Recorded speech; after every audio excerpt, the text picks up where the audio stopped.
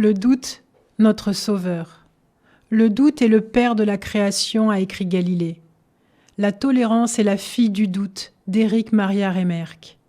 De là en déduire que le doute a engendré 2 filles, il n'y a qu'un pas.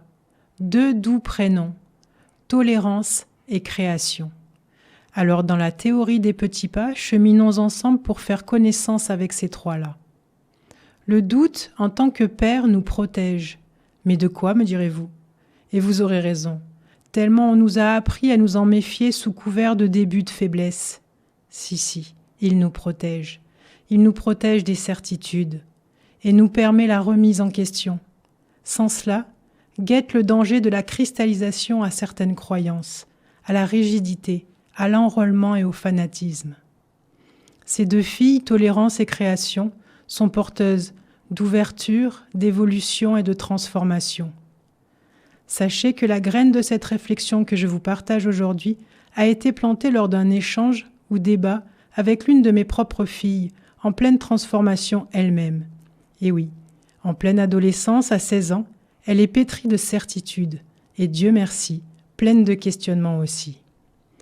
Alors j'avoue, dans ces moments-là, je sème le doute pour faire émerger le plus possible son libre arbitre et son sens critique, pour que petit à petit, elle soit en capacité d'élaboration personnelle en croisant les informations, et qu'elle soit elle aussi porteuse de tolérance, qui est la capacité à supporter un inconvénient ou ce que l'on ne peut empêcher, et de création, action de créer, faire naître quelque chose qui n'existait pas encore, éventuellement à partir d'éléments existants, transmutés. On peut avoir foi en la vie, en Dieu, en l'humain ou autre, et accueillir néanmoins le doute comme une méthode par laquelle l'esprit, suspendant son jugement, s'autorise une vision plus large, en prenant en compte plusieurs angles de vue et en sortant de l'identification, ou autrement dit, la genèse du choix conscient. Pour avoir cette richesse, l'art et la culture sont plus que jamais nécessaires, mais pas que. La curiosité, l'empathie, la poésie, afin de sortir de l'illusion d'une seule vérité. Pour ressentir, se sentir vivant, cessons d'anesthésier les émotions.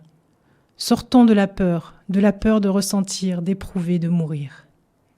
Pour finir, je vous livre quelques paroles d'une chanson de Gaël Faye, écrite sous la forme d'une injonction ironique. Jeune homme écrivain découvert grâce à son premier livre Petit pays. Fermez vos livres s'ils vous apprennent à hésiter. Méfiez-vous, à trop vouloir vivre, on peut finir par exister. Sans ironie cette fois, et bien que Blaise Pascal ait écrit « Peu de gens parlent du doute en doutant », ouvrons nos livres, ouvrons nos sens, ouvrons nos cœurs et posons des questions.